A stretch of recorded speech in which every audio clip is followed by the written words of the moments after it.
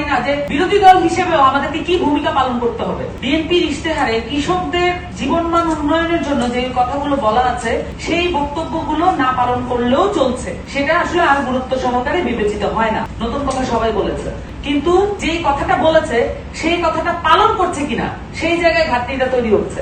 এমন একটি ভৌগোলিক অবস্থানে আমরা আছি, আমরা চাইলে 100% স্বয়ংসম্পূর্ণতা অর্জন করা এটা বাংলাদেশের জন্য কোনো বিষয় না। আমাদের এত নদী, আমাদের প্রাকৃতিক এত দান আছে, আল্লাহর পক্ষ থেকে এত দান আছে যে এই কাজগুলো করা, এই যে স্বয়ংসম্পূর্ণতা অর্জন, এটা আসলে খুব বেশি কঠিন কোনো বিষয় না। কিন্তু আমরা দেখতে পাচ্ছি পলিটিক্যাল পলিসিগুলো যারা উপরের লেভেলে বসে থাকেন তাদের আসলে কমিটমেন্টের অভাব আছে, কমিটমেন্ট রাখার অভাব আছে। আমি একটা জিনিস বলি যে নতুন কথা বলার আর কোনো কিছুর অভাব নাই, নতুন কথা সবাই বলেছে, কিন্তু যে কথাটা বলেছে সেই কথাটা পালন করছে কিনা সেই জায়গায় ঘাটতিটা তৈরি হচ্ছে।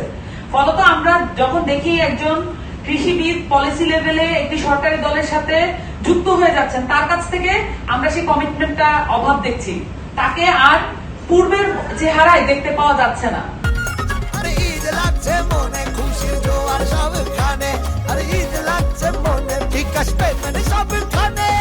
এখানে এই ঘাটতিগুলো আমাদের পূরণ করতে হবে এবং সেই সাথে আমাদের যে সরকারি দল যেই হবেন এবং যারা আছেন তাদেরকে অবভিয়াসলি খুবই গুরুত্বের সহকারে দায়িত্বশীল ভূমিকা নিতে হবে এবং শুধুমাত্র পপুলিস্ট ভূমিকাগুলোকে তারা গ্রহণযোগ্য জায়গায় দেখবেন এবং সেগুলো নিয়ে মন্তব্য করবেন, এটা না করে প্রত্যেকটি কৃষি মন্ত্রীকে আমরা ঘন ঘন কথা বলতে দেখতে চাই।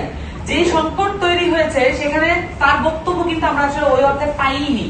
আমরা জানি না আসলে তাদের পলিসিটা কি, তারা কি চাচ্ছেন, সেটা না জেনেই আমরা সামনের দিকে এগিয়ে যাচ্ছি এবং আমরা জানি না যে বিরোধী দল হিসেবেও আমাদেরকে কি ভূমিকা পালন করতে হবে। তাদের পক্ষ থেকে আমরা ওইটা চাচ্ছিলাম যে তারা আসলে বিরোধী দলকেও কি ভূমিকা পালন করতে দেখতে চান সেই পলিসিটাও তারা থ্রো করবেন। এখানে আরেকটা বিষয় বলবো, এখানে একজন তরুণ কৃষি উদ্যোক্তা আছেন, তার প্রতি সম্মান রেখেই বলছি, বাংলাদেশে যত তরুণ কৃষি উদ্যোক্তা দেখছেন, এই তরুণেরা বাংলাদেশকে বাঁচানোর জন্য শেষ যে উপায় সেটা আঁকড়ে ধরার চেষ্টা করছেন। তরুণ যুবাদের কৃষি যে উদ্যোগ, সেই উদ্যোগে স্পেশাল ভর্তুকি লাগবে।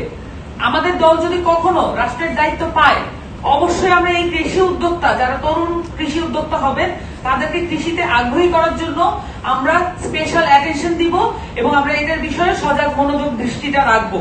কারণ আমাদের দেশে আপনারা দেখতে পাচ্ছেন যে কৃষক এবং কৃষি পরিবার উভয়কে অনেক বছর ধরে এক ধরনের ভিলিফাই করা হয়েছে এবং তাদের যে এই কৃষক পরিবারের সন্তানরা যখন বিভিন্ন পাবলিক বিশ্ববিদ্যালয়ে পড়তে যান, প্রাইভেট বিশ্ববিদ্যালয়ে পড়তে যান, তখন তারা বুলিং এর শিকার হয়েছেন সামাজিক ভাবে। কিন্তু এখন এসে আমরা দেখছি এই তরুণ যুবারাই নিজের হাতে দায়িত্বটা নিয়েছেন যে একটি প্রান্তিক পণ্যকে কিভাবে মানুষের দোরগোড়ায় পরিচিত করা যায়।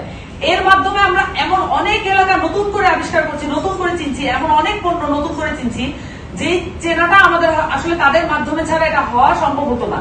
এই ক্রেডিটটা তাদেরকে দিতে হবে, শুধু মৌখিক ক্রেডিট না, সেই সাথে রাষ্ট্রের জায়গা থেকে, পলিসির জায়গা থেকে তাদেরকে সহযোগিতার জায়গায় আমাদের অবশ্যই গুরুত্বের সহকারে বিবেচনা করতে হবে।